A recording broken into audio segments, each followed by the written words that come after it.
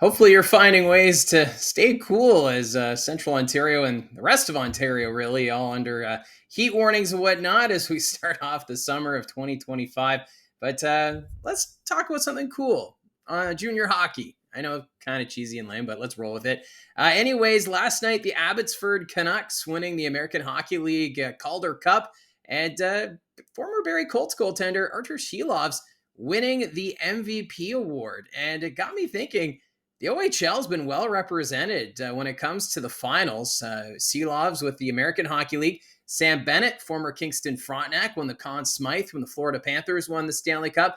And also Luke Cavalin, a former Flint Firebirds goaltender, winning the MVP award with the playoff run of the Trois-Rivières Lions, who just won the ECHL championship. So a bit of a trifecta there for former Ontario Hockey League players.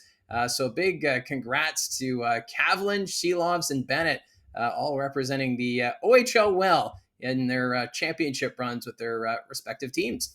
Now, there was a trade this morning between the Owen Sound Attack and the Peterborough Petes. James Petrovski, the overage defenseman, will now join the Maroon and White. And Owen sounding pretty good on this trade as they receive their third-round pick in 2026, along with a second in 2027, a fifth in 2028, and a third-round pick in 2029. So a pretty good haul here for the Attack. And it came out, Dale DeGray saying that Petrovski had asked for a potential trade during the offseason, and the Attack made good on this move, sending him to a Peterborough Petes team that's going to be much improved going into next season. And if you're a fan of the Peterborough Petes, you're not too familiar with Petrovski, well, last year he played in all 68 games, 4 goals, 37 assists, 41 points. Now, for Petrovski, he's not going to wow you with the goal scoring, but what really has stood out to me these last few seasons is his passing. He's a great skater. He's able to get the pass forward,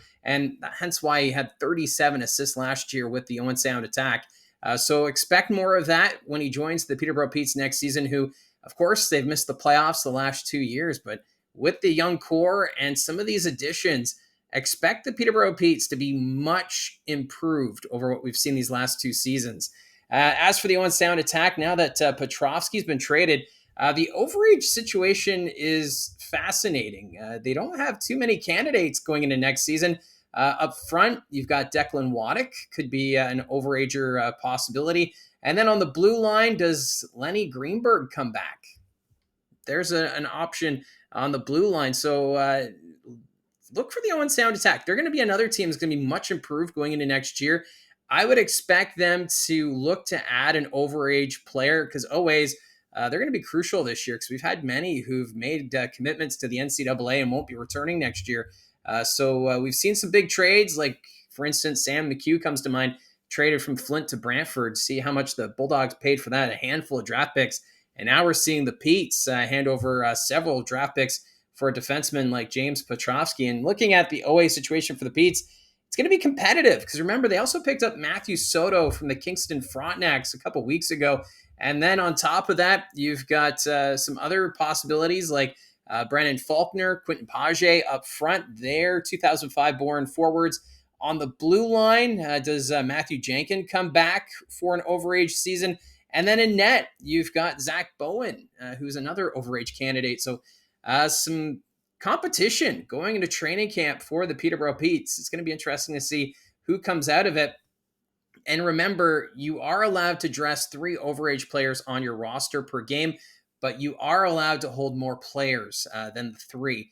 Then you have to trim down by the OA trade deadline, which is in January. So Peterborough, time here to figure it out. But I kind of like the setup here. You bring in a defenseman like Petrovski, Soto, and then you've got Page, who I think is a worthy candidate for being an OA.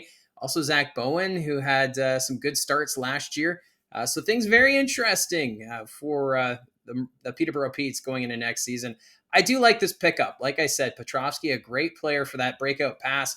He's a pretty good skater as well. So I think Peterborough Pete fans are going to be excited about Petrovski manning that blue line. Although giving up some big draft picks there, I think Owen Sound did pretty good as well in this deal. Now, there have been a few signings in the Ontario Hockey League. I'm just going to stick with the first round selections that have signed, including second overall pick, Jaakko Wysick. He is committed to the Guelph Storm. Wysick, second overall in the draft, like I said, he's 6'1", 190 pounds. He plays center. So this is a Guelph Storm team that was very young last year. So this year, looking to take a step forward coming into this season. And I think Wysick, he's going to be a key piece for this team going forward. I know the question mark for the Guelph Storm is Jet Luchenko. Does he return from the Philadelphia Flyers? But that's a conversation for later. I think for Storm fans, excited to see what this young team can do going to next year. Do they make the playoffs? I think that's the big question mark. But Wysick, I think he's going to become a fan favorite pretty quickly with the Guelph Storm. Now, the other first-round signing comes from the Barrie Colts. Aleksandr Sementsov has signed his player commitment to join the Barrie Colts. He was selected 18th overall.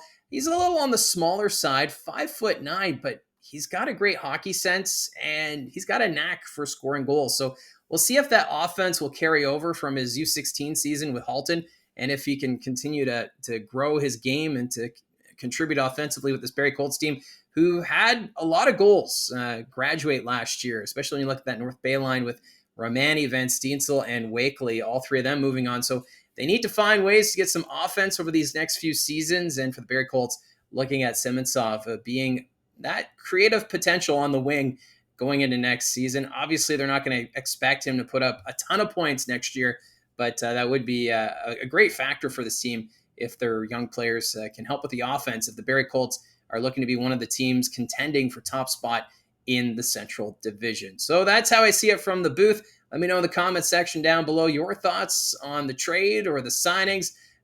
Love to see the interaction. I appreciate all your support. And don't forget to hit like and subscribe. Talk to you again soon.